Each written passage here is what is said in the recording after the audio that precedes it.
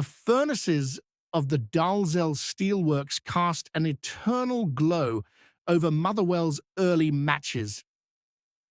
In 1886, the club was born not on some pristine pitch, but among the scrap heaps and cinder piles behind the factory gates, the players, puddlers, rollers, and furnacemen, still wearing their leather work aprons, trained during the precious hour between the night shift's end and dawn's first light.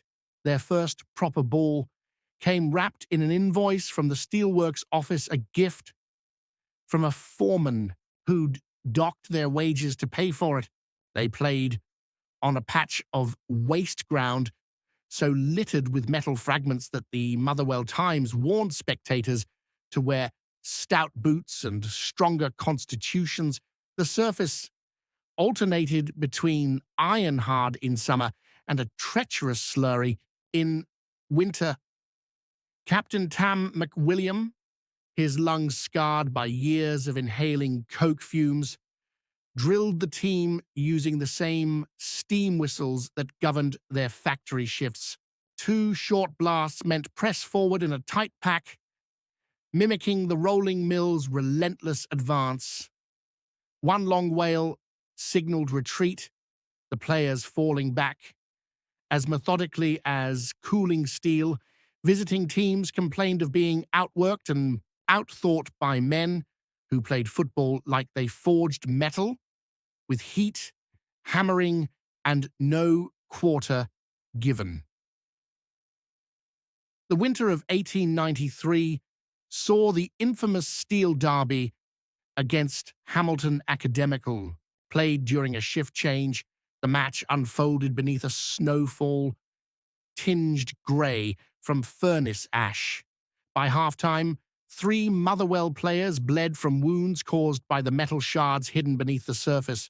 The works infirmary treated them with the same linseed oil poultices used on burns in the rolling mills. Their bandages stained the distinctive rust red that would later inspire the club's colours. When Fir Park opened in 1895, its stands were built from railway sleepers still reeking of creosote. The terraces packed with steelworkers who kept time by banging rivet hammers against iron plates. The players were known not by numbers but by their factory roles wise.